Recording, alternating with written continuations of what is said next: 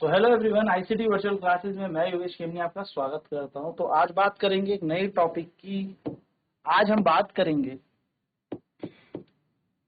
Basically, आपको पता है जो धारा होती है उस धारा को अगर हम किसी तार से प्रवाह करवा दें, यानी कि करंट को किसी वायर से हम फ्लो करवा दें, तो उस तार के अंदर एक प्रॉपर्टी आ जाती है, वो तार गर्म हो जाती है, यानी कि उस तार के अंदर ऊष्मा जनरेट हो जाती है। तो हम यहाँ पे कह सकते हैं कि करंट के पास एक बहुत ही प्यारी प्रॉपर्टी है जिसको हम कहते हैं heating effect of electric current.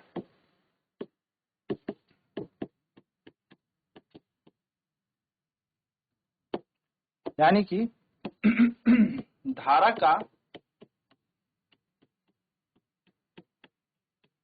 ऊष्मीय प्रभाव। धारा के पास क्या होता है कि जब धारा किसी तार से फ्लो करती है, किसी करंट कैरिंग, मैं कह सकता हूं किसी वायर से फ्लो करेगी, तो उस तार के पास क्या आ जाएगा, इलेक्ट्रिक करंट एक हीट जनरेट कर देगा।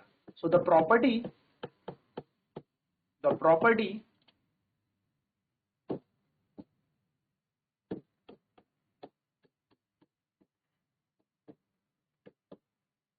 in which a wire, मैं कह सकता हूं the property in which a current flowing in a wire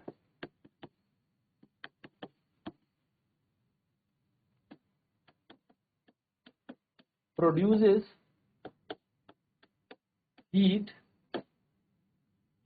is called heating effect of electric current।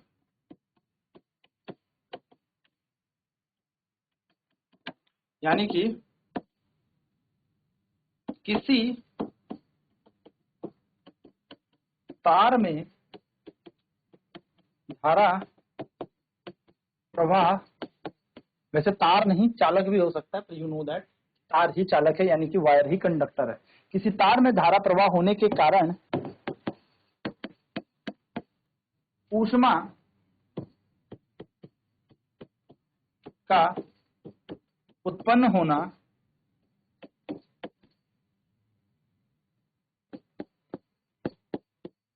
धारा का ऊष्मीय प्रभाव कहलाता है।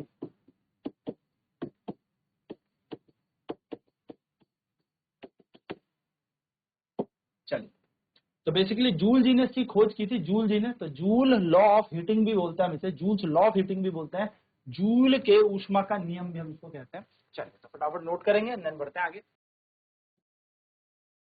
So the property in which a current flowing in a wire produces heat is called heating effect of electric current। यानी कि किसी तार में धारा प्रवाह होने के कारण उस तार में ऊष्मा उत्पन्न होने की जो प्रक्रिया है उसे धारा का ऊष्मीय प्रभाव कहता है।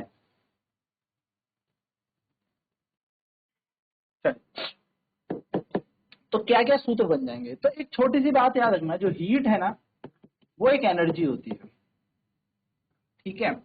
जो ऊष्मा होती है वो एक प्रकार की ऊर्जा होती है, और ऊर्जा को जनरली अगर फॉर्मूले बेस में देखा जाए तो हम कार्य के सूत्र से देख सकते हैं, यानी कि हमें वर्क डन अगर हम पता लग जाए तो वर्क के थ्रू हम एनर्जी को कंसीडर या फिर हम एनर्जी को डिटरमाइन कर।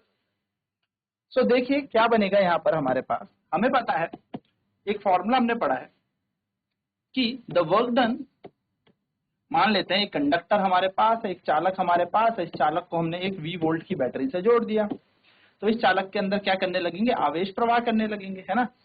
कौन से, नेगेटिव चार्ज, इलेक्ट्रॉन्स बेसिकली यहाँ पर प्रवाह करने लगेंगे, तो चार्ज यहाँ पर फ्लो करने लगा। सो हम कहेंगे वी नो दैट, हम एक सूत्र जानते हैं कि हम जानते हैं V बराबर होता है W अपॉन में Q, यानी कि विभव बराबर कार्य बटे आवेश होता है ना, एक सिंपल सा सूत्र है। तो अगर मैं यहाँ पर कार्य निकालूं तो ये निकलेगा VQ, इसको बॉक्स 1 बना लेते हैं, ठीक है, VQ। अब अगर मैं बात करूं, वी ऑल्सो नो दैट, हम ये भी जानते हैं कि अगर किसी चीज पे बैटरी लगी है तो भाई इसके अंदर धारा तो प्रवाह करेगी ही करेगी, यानी कि हम जानते हैं, हम ये भी जानते हैं कि I बराबर होता है Q अपॉन में T, यानी कि करंट बराबर होता है चार्ज अपॉन टाइम। सभी को पता है कि धारा बराबर आवेश बटा समय। तो अगर आवेश का मान निकाला जाए तो निकलेगा धारा गुणा समय। इसको बॉक्स 1 में रख देते हैं। तो जैसे आप इसे बॉक्स 1 में रखोगे तो W बराबर था वी क्यू, क्यू की जगह आ जाएगा आई टी, यानी कि ये हमारे पास बन गया बॉक्स नंबर 2। अब हम क्या करते हैं, हम यहाँ पर अप्लाई करते हैं ओम्स लॉ को। तो अप्लाई ओम्स लॉ, ओम का नियम या ओम के नियम अनुसार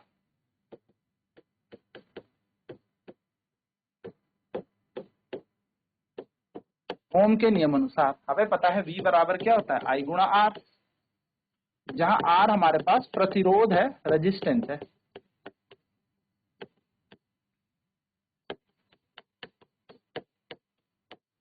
R हमारे पास प्रतिरोध है यानी कि रेजिस्टेंस है।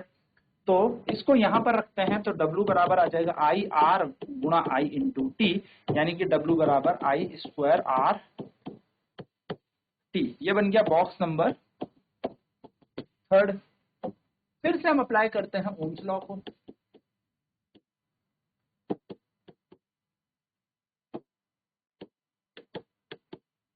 यानी कि ओम के नियम अनुसार फिर से हमने ओम का नियम लगाया तो V बराबर आई आर। इस बार I का मान निकालते हैं तो निकलेगा V बटा आर। इसको पुट कर देते हैं बॉक्स 3 में। तो बन जाएगा W बराबर, देखिए क्या है यहाँ पर I का स्क्वायर है ना, I का स्क्वायर, तो I का स्क्वायर बन जाएगा V का स्क्वायर अपॉन R का स्क्वायर, यहाँ पर आ जाएगा R इंटू टी, तो R से R कट गया तो W बराबर बन जाएगा V का square upon R into T. ये बन जाएगा हमारा W। ये बन जाएगा बॉक्स 4। यानी कि हमने यहाँ पर 4 फॉर्मूले लिख दिए हैं कार्य के, कि कार्य बराबर है V Q V I T, Ohm's law लगाएं तो आई स्क्वायर आर टी और V square upon R into T. आप सभी जानते हैं कार्य को ही हम यहाँ पर क्या कह रहे हैं, W यहाँ पर वर्क है जिसको हम हीट कह सकते हैं। तो we can replace W from H, यानी कि हम W को कार्य कह रहे हैं और कार्य ही हमारी ऊर्जा के समान है यानी कि ऊष्मा के समान है, तो हम इसको H कह सकते हैं। So we can write the formula as H बराबर V Q I square R T या V I T V square upon I square R into T और V square upon R into T. ये सारे फॉर्मूले ऊष्मा के बन जाएंगे। चलिए फटाफट नोट कर लेते हैं।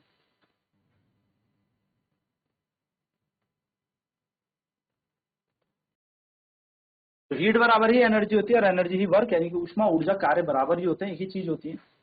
सो हमें पता है कि V बराबर W अपॉन क्यू होता है, तो यहाँ से W का मान निकालेंगे तो वी क्यू निकल जाएगा, जिसको हमने बॉक्स नंबर पहला नाम दे दिया।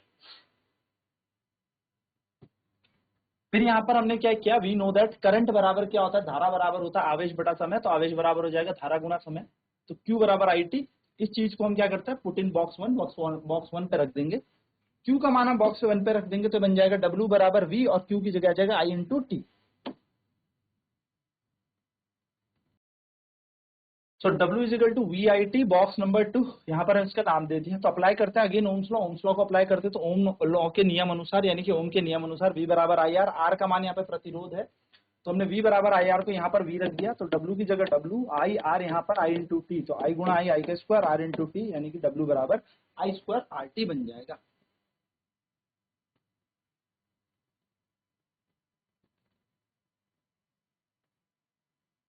अब हमने क्या कर दिया, ओम्स लॉ को लगाया। तो ओम के नियम अनुसार V बराबर आई आर होता है ना। तो I का मान निकाल दे, तो I का मान क्या हो जाएगा V बटा आर।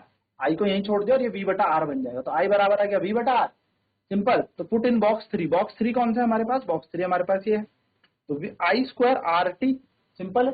तो आई का स्क्वायर आर इंटू टी, तो आई का स्क्वायर है यहाँ पर, हमने यहाँ पर क्या कर दिया, इस वैल्यू को उठा के, सॉरी इस वाली वैल्यू को उठा के यहाँ पर लगा दे। तो क्या बन जाएगा, देखो यहाँ पर V अपॉन आर को हमने यहाँ पर लगाया, तो यहाँ पर आई का स्क्वायर था तो V का स्क्वायर अपॉन आर का square into R into T. तो यही चीज हमने यहाँ पे लिखी है कि V का स्क्वायर बटा आर का स्क्वायर बन गया आर इंटू टी, आर से आर कैंसिल हो गया।